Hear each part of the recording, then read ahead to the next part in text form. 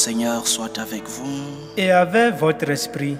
Évangile de Jésus-Christ selon saint Luc. Gloire à toi, Seigneur.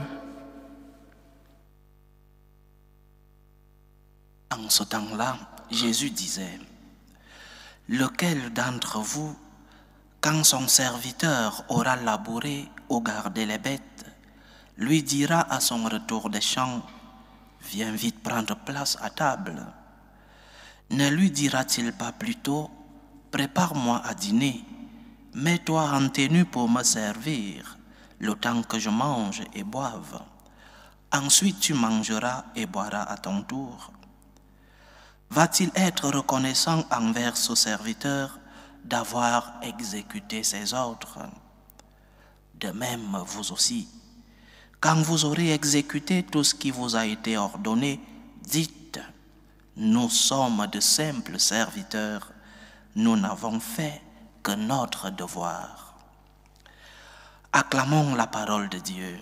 Louange à toi, Seigneur Jésus. Le péché de Satan a été, comme nous le savons tous, le péché de l'orgueil. L'orgueil qui est né du fait qu'il était l'ange le plus beau. Lucifer signifie porteur de lumière, donc l'ange de la lumière, l'ange de la beauté donc. Et il s'est rebellé contre Dieu parce qu'il ne supportait pas le fait qu'en étant l'ange de la lumière, l'ange le plus beau, qu'il ne soit pas au-dessus de Dieu. Comment moi qui suis l'ange le plus beau, je ne suis pas au-dessus de Dieu? C'est pourquoi lorsqu'il tente nos premiers parents, Adam et Ève, ce qu'il leur suggère, c'est qu'ils mangent, c'est que s'ils mangent le fruit de la connaissance du bien et du mal, ils seront comme des dieux. C'est-à-dire, la tentation de l'être humain a toujours été la même, celle de Satan, celle de Lucifer, vouloir être comme Dieu, pas dans le sens d'aimer Dieu, mais dans le sens que l'être humain veut lui-même gouverner sa vie. L'être humain veut lui-même établir les normes morales. L'être humain veut lui-même établir ce qui est bien et ce qui est mal. Et ce péché nous suit jusqu'aujourd'hui. On nous a enseigné lorsqu'on était plus petit que non seulement nous devons éviter de faire le mal, mais en plus nous devons faire tout le bien possible, tout le bien qui est à notre portée. Nous devons aimer comme le Christ nous a aimés. Et lorsque tu as fait le bien, tu cours un risque, le risque de Satan dans le péché originel, le péché de l'orgueil, le risque de l'orgueil, le risque de penser que parce que tu as fait le bien, tu es très bon, que les autres doivent t'applaudir, qu'on doit te donner une médaille d'honneur parce que tu as fait le bien, qu'on doit te donner une récompense parce que tu as fait le bien. Parce que tu es arrivé à l'heure au travail, alors on doit t'applaudir parce que les autres n'arrivent pas à l'heure. Parce que tu t'es levé à l'heure, tu dois recevoir des applaudissements, une récompense, parce que les autres tardent à se lever. Parce que tu as été fidèle dans ton mariage, les voisins doivent t'applaudir parce que eux, ils sont infidèles. Parce que, comme enfant à la maison, tu respectes tes obligations, tu as fait tes devoirs, tu as aidé tes parents, tu mérites une récompense. Tu as fait ce que tu devais faire. Tu n'as que fait ton devoir.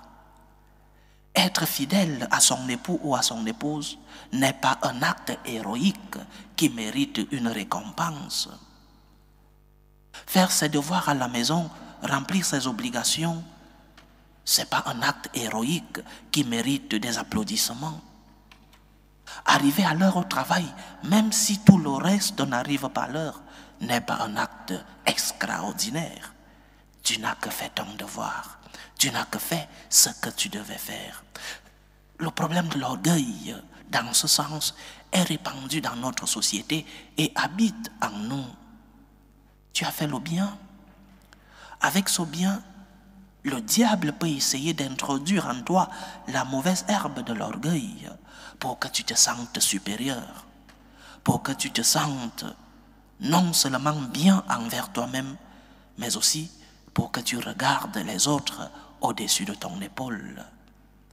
Le diable peut passer par le bien que tu fais pour introduire en toi une mauvaise herbe. Fais attention. C'est pourquoi Jésus, qui connaît le cœur de l'homme, dit à ses disciples, « Quand vous aurez exécuté tout ce qui vous a été ordonné, dites, nous sommes de simples serviteurs, nous n'avons fait que notre devoir. » Tu dois bien te sentir bien parce que tu as fait le bien, bien sûr. Nous avons été créés pour aimer et pour être aimés. Et lorsque tu as aimé, tu ressens en toi de la satisfaction. Combien de fois, lorsque, par exemple, par ton aumône, par exemple, par le temps, parce que tu es parti rendre visite aux personnes âgées ou aux malades, tu as prêté main forte à une personne, tu as fait le bien, et en toi, il naît une satisfaction. Et c'est une satisfaction naturelle, parce que nous avons été créés pour aimer et pour être aimés. Mais que cette satisfaction ne t'éloigne pas de l'objectif. Tu n'as que fait ton devoir. Tu n'as qu'accompli avec une obligation naturelle, l'obligation de faire le bien. Nous sommes tous appelés naturellement à faire le bien. Le mal que parfois nous faisons n'est pas naturel en l'être humain. Tu n'as que fait ton devoir. Et tu ne mérites ni médaille, ni récompense, ni applaudissement. Tu as déjà une satisfaction en toi, mais que cette satisfaction ne t'éloigne pas de ce que tu devrais faire. Tu n'as que fait ton devoir. Que l'orgueil ne naisse pas dans ton cœur parce que tu fais le bien. Que l'orgueil ne naisse pas dans ton cœur parce que tu essayes d'aimer comme le Christ t'a enseigné. Que l'orgueil ne naisse pas de toi parce que tu pries, parce que tu vas à la messe, parce que tu es fidèle à ton époux ou à ton épouse, parce que tu arrives à l'heure au travail, parce que tu payes tes impôts, parce que tu es un enfant qui essaye de faire ses devoirs à la maison. Tu ne fais que tes devoirs. Et faire ses devoirs n'est pas un acte héroïque, n'est pas un acte extraordinaire. C'est vrai qu'en vivant dans une société comme la nôtre, où les normes morales sont tombées si bas, ceux qui essayent de faire le bien croient qu'ils sont des héros, qu'ils accomplissent des actes extraordinaires. Non, monsieur, non, madame, tu ne fais que ton devoir. Tu ne fais que ce que tu dois faire, c'est-à-dire la volonté de Dieu, le bien que tu dois faire et le mal que tu dois éviter de faire. Évite le mal.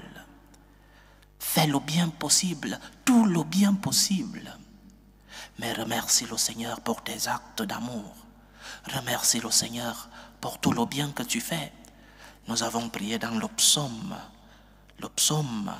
où le Seigneur nous appelle justement à cette humilité lorsque nous avons fait le bien. Je bénirai le Seigneur toujours et partout. Bénis le Seigneur lorsque tu as fait le bien. Dis-lui, Seigneur, je n'ai que fait mon devoir. Je ne suis qu'un serviteur, le serviteur de ta volonté. Je ne suis pas un héros. Cet acte que j'ai posé n'est pas un acte extraordinaire. Je n'ai qu'accompli mon devoir. C'est en cela que le Seigneur continuera de nous remplir de sa lumière, de sa force, de sa miséricorde lorsque nous n'avons pas pu faire ce que nous devons faire. Nous sommes des serviteurs et le bien que nous faisons est un devoir pour un chrétien. Aimer, faire le bien, c'est un devoir. Ce n'est pas une faveur. Ce n'est non plus un acte héroïque, un devoir de chrétien, un devoir naturel pour toi qui es disciple du Seigneur. Que ce Seigneur nous aide donc à pouvoir être conscients de nos devoirs, de nos obligations, à savoir que les actes, les bons actes que nous faisons ne sont pas des actes extraordinaires, ne sont pas des actes héroïques, mais que nous ne faisons que la volonté de Dieu, que nous avons l'obligation de faire. Que le Seigneur remplisse nos cœurs de son amour, qu'il nous remplisse de sa miséricorde et qu'il éclaire nos consciences pour que nous puissions éviter le mal, que nous puissions faire tout le bien possible et que nous lui disions merci, que nous bénissions son nom parce que c'est grâce à lui que nous faisons le bien que nous devons faire. Que Dieu nous vienne en garde. Loué soit Jésus-Christ. À jamais.